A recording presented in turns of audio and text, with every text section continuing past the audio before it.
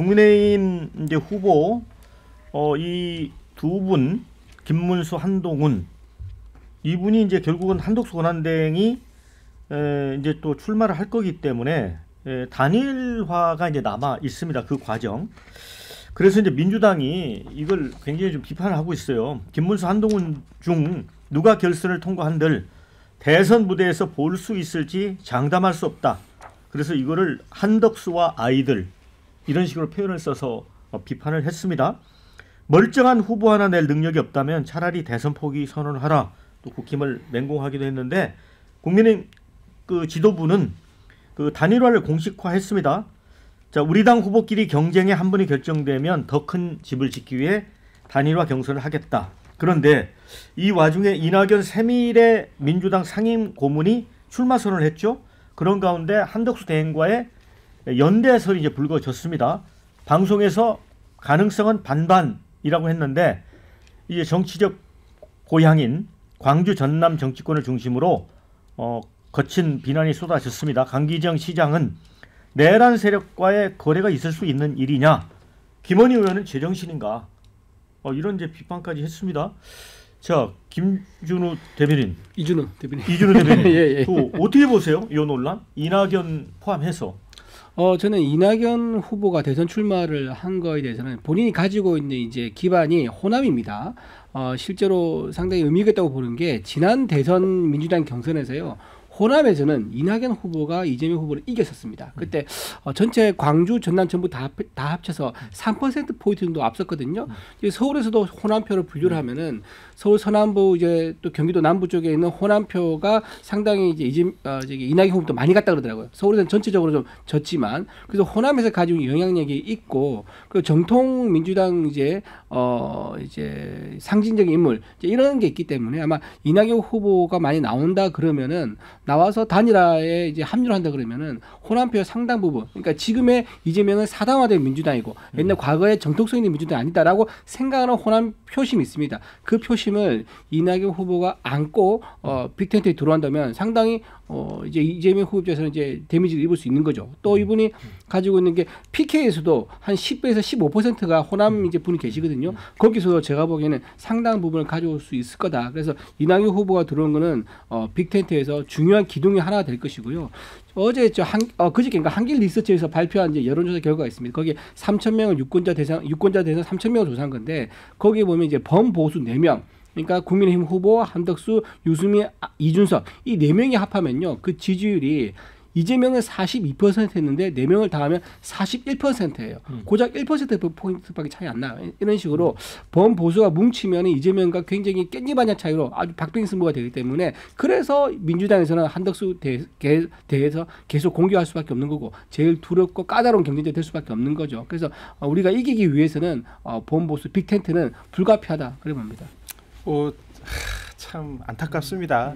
그 문재인 정부에서 책임 총리까지 하셨던 분이고 주례회동을 매주 할 때 상춘제로 오셨던 모습을 봤던 저로서는 좀 안타깝기도 하고 민주당의 대표까지 하셨던 분인데 저분이 왜 지난번 대선에서 떨어졌는지를 지금 하는 행동을 보면 광주 전남 유권자들이 다 이해할 거라고 생각하고요.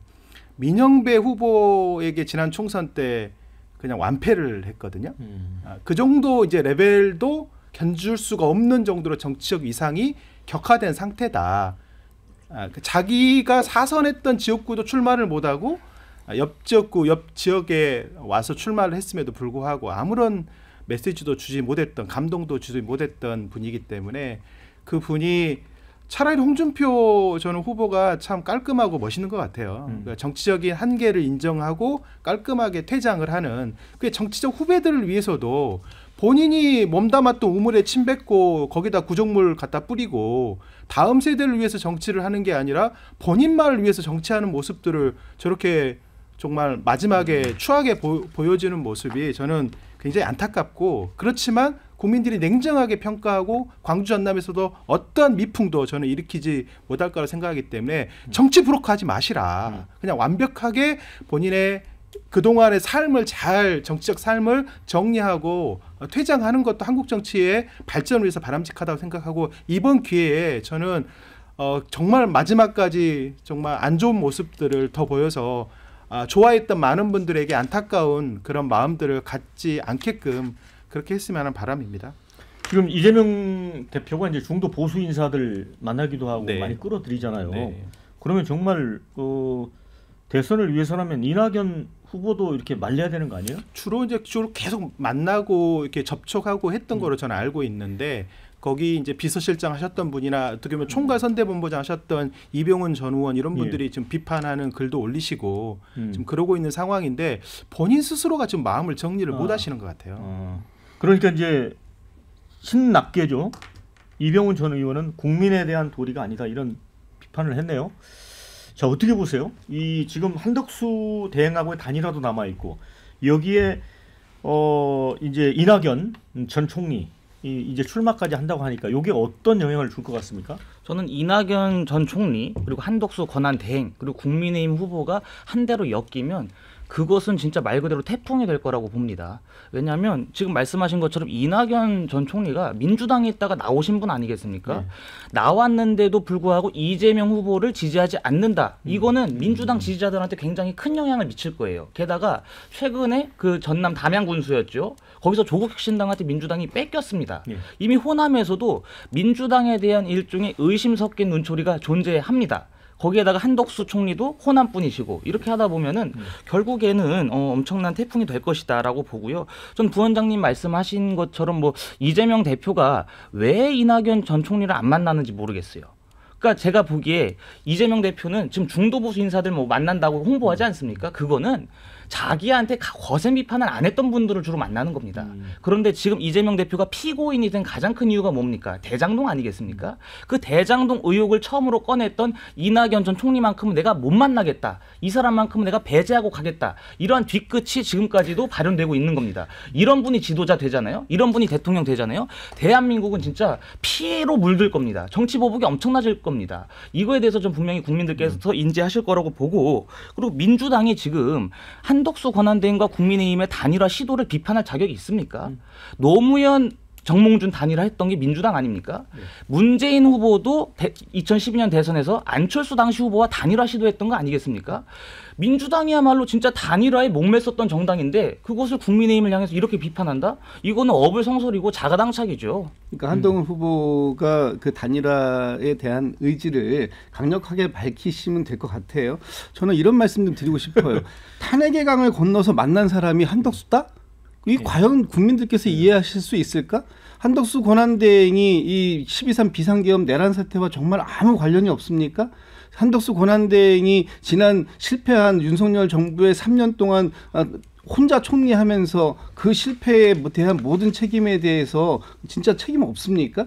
저는 이 그 한덕수 권한대행하고 단일화 좀 하셨으면 좋겠다는 생각 말씀드리고 한동훈 그 후보조차도 확실하게 나는 무조건 내가 최종 후보가 돼도 단일화 하겠다 이런 의지를 좀 확고하게 좀 밝혀주셨으면 좋겠다는 말씀 하나 드리면서 제가 이런 말씀 드리고 싶어요.